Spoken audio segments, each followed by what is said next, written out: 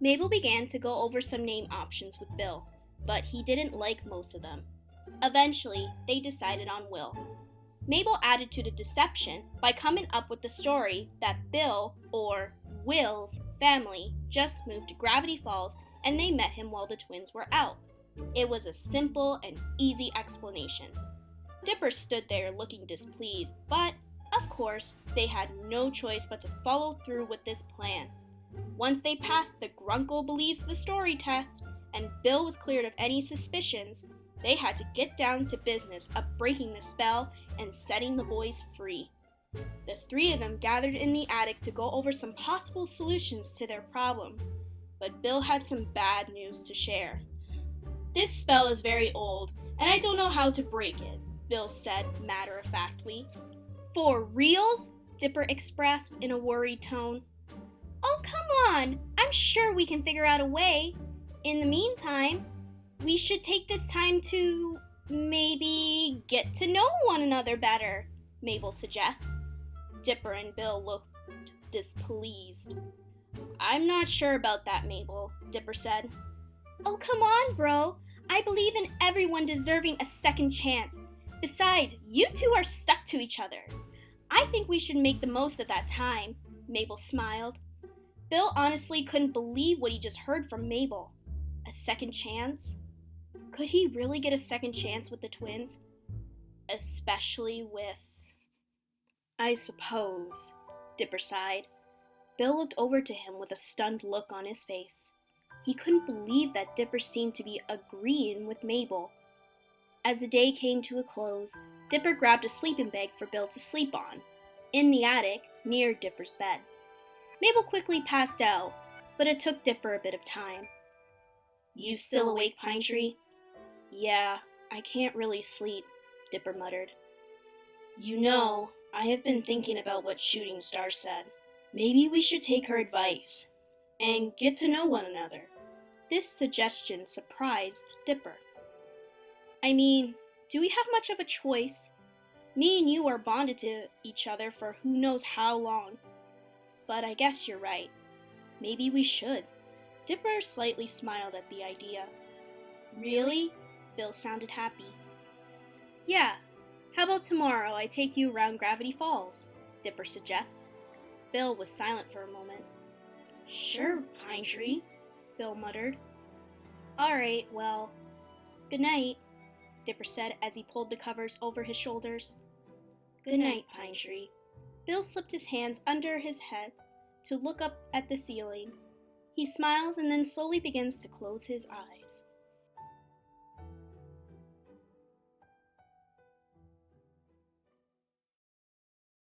It was now the next morning. Mabel helped Grunkle Stan cook up breakfast for everyone before heading out with Dipper to show Bill around Gravity Falls. Before leaving, they dressed up Bill in some of Dipper's clothes so he wouldn't look suspicious in the eyes of the townfolk. As much as Bill didn't really like the clothes, he had no choice but to wear them so he could fit in. The twins and Bill waved bye to their grunkles and walked out the door. "Oh, this is going to be so much fun, Bill. You're going to love the activities I have." Suddenly, Mabel's phone beeped. It was a text from her friend Candy, calling for a girls' emergency meeting. "Everything okay, Mabel?" Dipper wondered. "Sorry, guys. I really have to go. It's a level 5 emergency. It's very important. I will catch up with you guys later," Mabel shouted as she dashed off to her friend's house, leaving Dipper with Bill. "Level 5 emergency?" Bill raised an eyebrow. Dipper sighed and crossed his arms, looking a bit displeased. "Don't ask. Well, I guess it's just you and me then." Dipper didn't sound too enthusiastic. Bill couldn't help but feel a little offended by the way Dipper said it. But they proceeded with their plans anyway. First, they stopped by the mall to look around for a bit. Bill was amazed by all the different stores, but his favorite was Edgy on Purpose. Typical Bill. Once they purchased a swimsuit each, they headed to the pool for a swim. Bill didn't know how to swim, so Dipper spent the whole time teaching him to swim and instructing him to stay in the shallow end. It ended up being really fun, which was something Dipper couldn't believe. After the pool, they headed to lunch at the diner. Dipper and Bill actually talked a lot about history, and it was enjoyable to learn what Bill has seen over the years. Finally, they hit the arcade. Bill learned very quickly how to play an old video game and ended up getting the high score. Dipper was impressed. As they were walking back, Bill noticed an ice cream stand and asked Dipper if he could get one. Once they each selected an ice cream, they started to head back to the shack. "Wow, this stuff is so good!" Bill exclaimed while licking his vanilla ice cream cone. "I'm glad you like it. I never knew you would have such an appreciation for what we like to do for fun," Dipper said as he took a lick of his chocolate ice cream cone. "To be honest with you, Pine Tree, having little to no magic has allowed me to be more open-minded about the human world. Besides, I honestly expected that you would have told Ford who I was, kept me locked up, and tried to find a way out by yourself. But no, you're actually being nice to me, even though I wasn't to you," Bill explained. Dipper was honestly a little moved by what he said. "It's called kindness, Bill. Plus, there is an old saying, if you can't beat 'em, join 'em," Dipper smiles. For some reason, it made Bill's face burn a little. Also, he felt a strange pounding in his chest that was quickening its pace. As the two continued to walk through the forest, Bill started to sense a presence, and it was close. "Pine Tree, be careful, something is watching us," Bill whispered to Dipper. Taking Bill's advice, Dipper started moving cautiously, but, unfortunately, he stepped on a twig.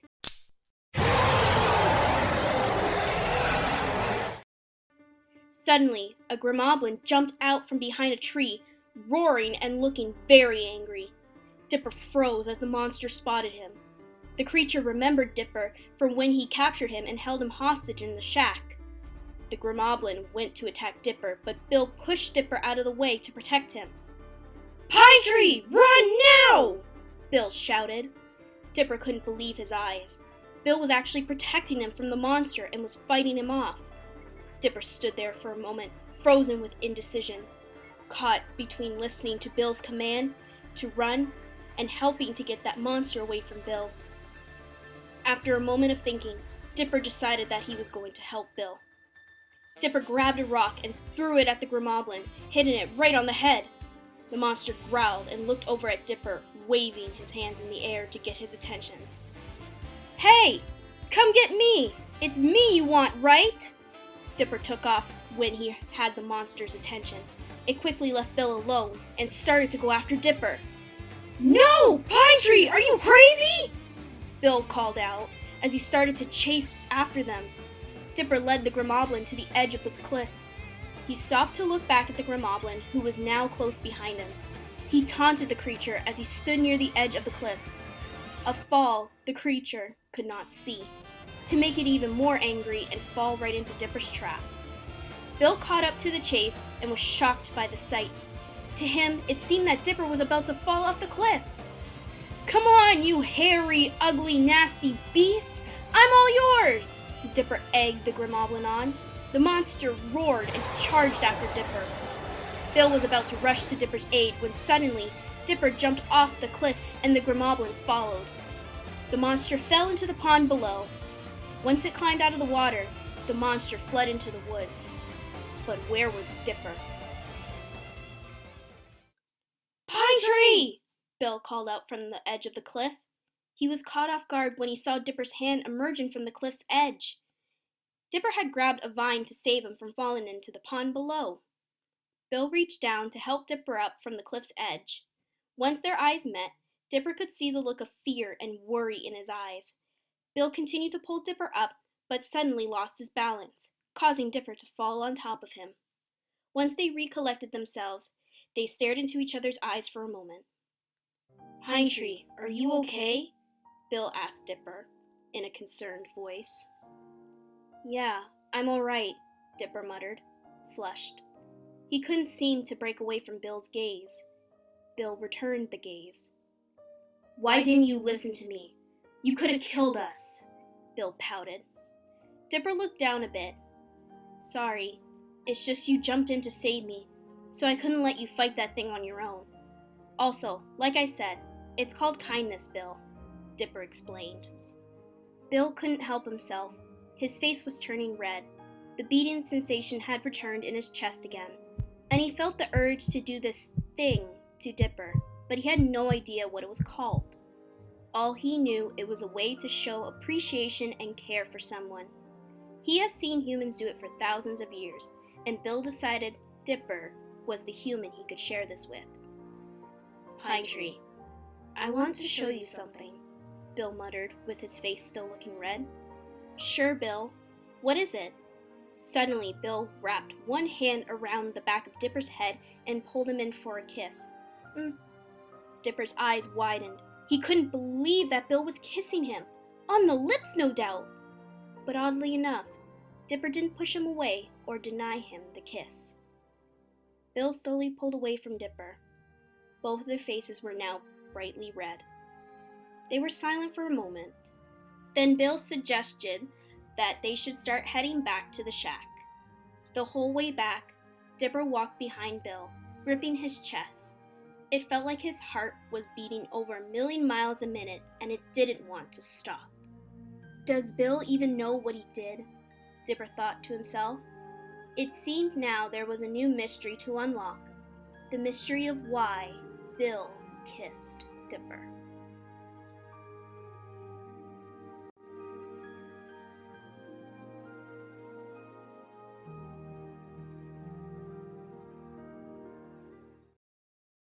Hey guys, I really hope you enjoyed part 2 of BillDip, The Spell of the Triangle.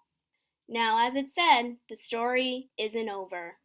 So, if you want to keep on the lookout for the next chapter, subscribe to my channel down below. Also, if you like it, check out my other social media profiles. And if you want to check out the original stories, the links are in the description below. Thank you so much for watching. Till next time!